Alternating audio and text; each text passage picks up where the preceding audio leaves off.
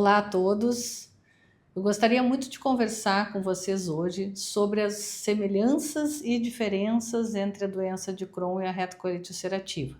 Para isso, eu gostaria também de mostrar algumas imagens que eu acho que fica mais fácil de vocês entenderem.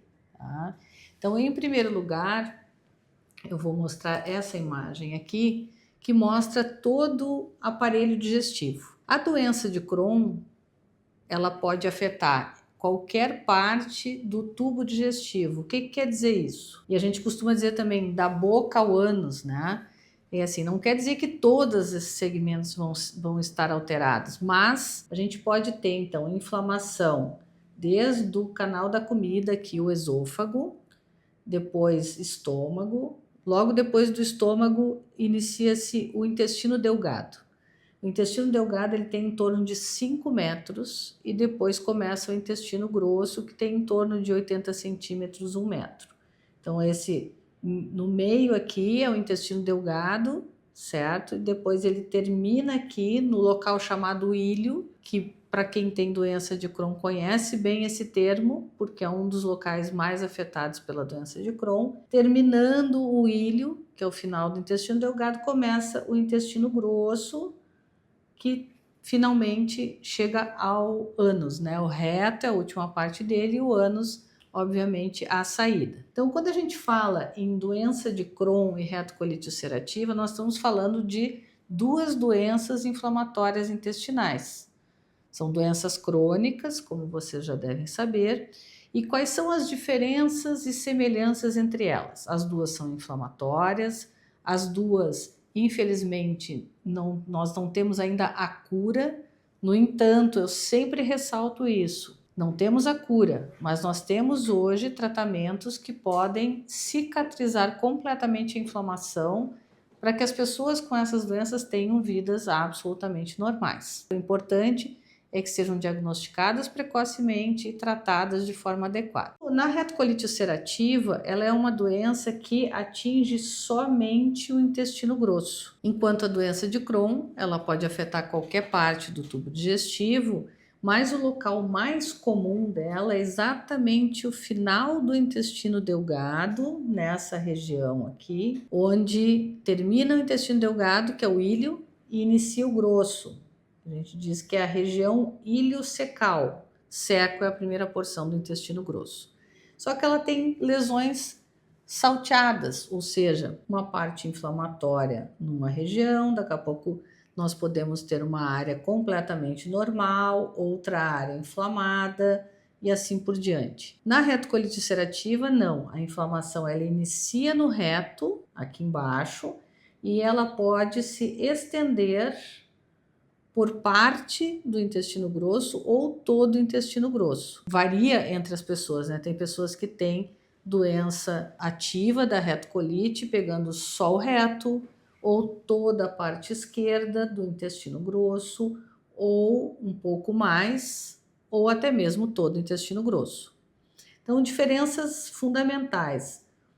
Retocolite ulcerativa só pega o intestino grosso e ela é uma inflamação homogênea que se estende pelo intestino grosso.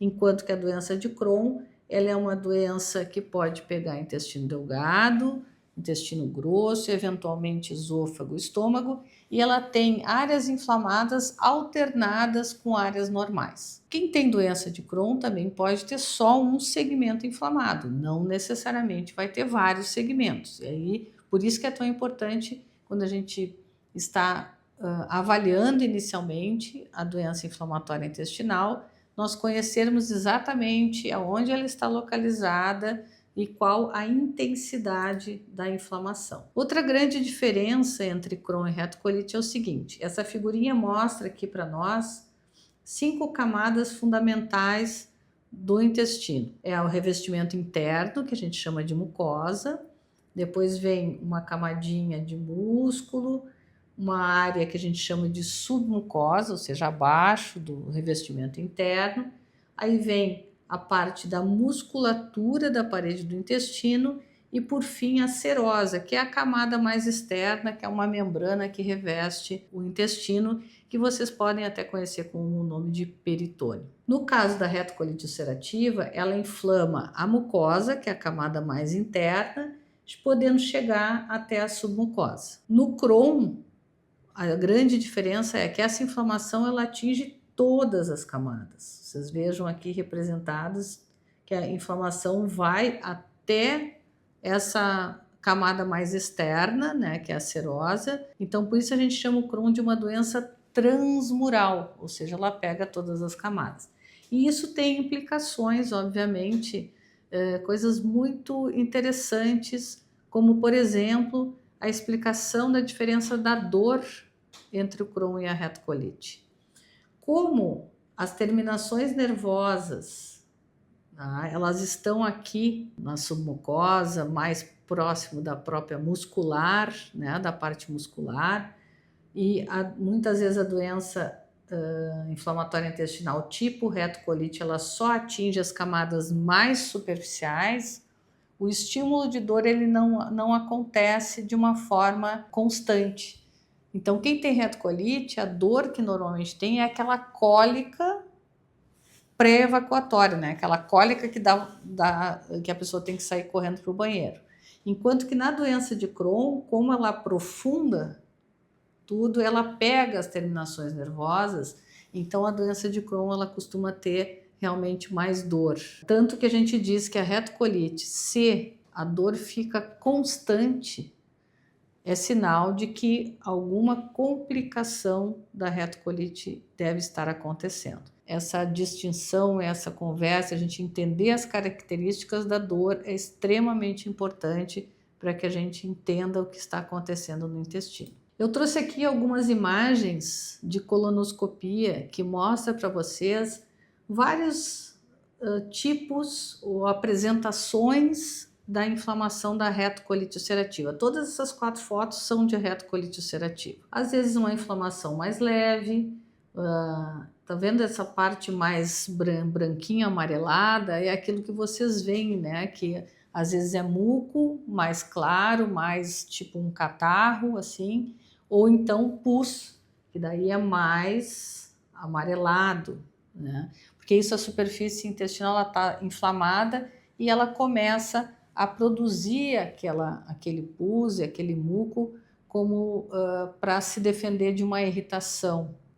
Eu costumo dizer que vocês imaginem quando a gente esfola a pele, que começa a porejar sangue e porejar aquele líquidozinho, sabe? No início é isso, depois se infecciona, né?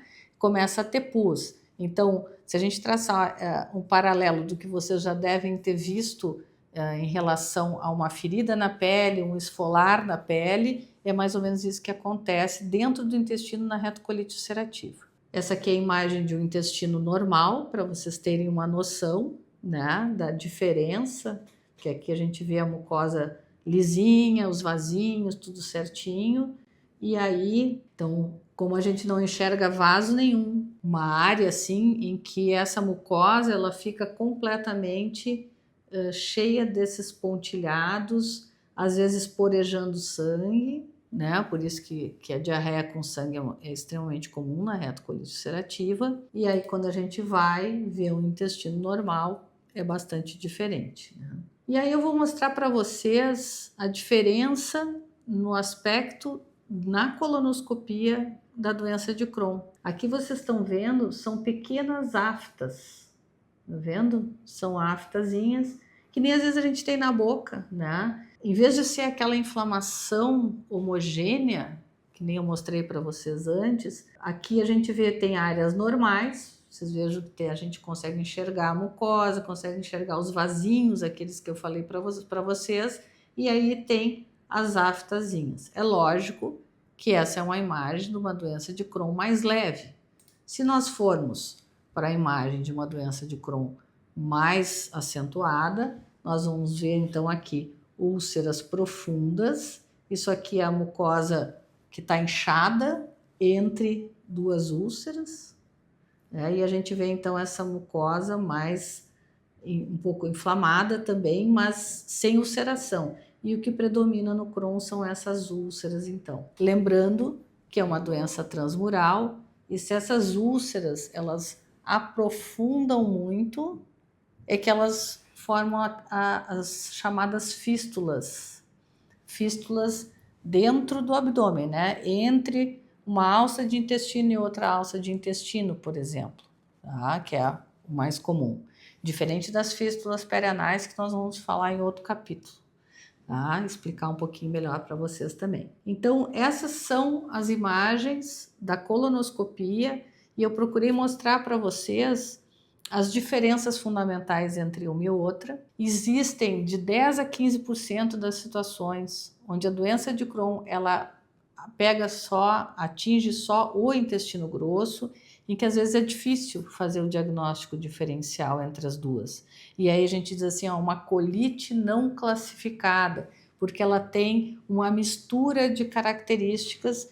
E quando a gente faz a biópsia, pessoal, sabe que a biópsia ela é mandatória, a gente sempre faz, por duas razões. Uma, na esperança de que a biópsia nos traga elementos que nos ajudem ou corroborem o nosso diagnóstico, porque você sabe que não existe um único exame que seja capaz de fazer um diagnóstico. A gente faz o diagnóstico de doença inflamatória intestinal, doença de Crohn, retocolite ulcerativa, somando informações. Então a gente soma a informação dos sintomas da pessoa, dos exames laboratoriais, do aspecto, sim, da colonoscopia, e muitas vezes a gente precisa exames radiológicos de ressonância, tomografia, para complementar o exame do intestino delgado. Como eu disse para vocês, ele tem de 4 a 5 metros e nós não conseguimos, através da colonoscopia, examinar tudo isso. Então a gente usa o artifício de outros exames de imagem que a gente pode conversar também na nossa próxima apresentação. Espero que eu tenha ajudado vocês e a gente vai fazer uma série de vídeos aí explicando várias coisas a respeito de doença inflamatória intestinal, doença de Crohn e retocolite.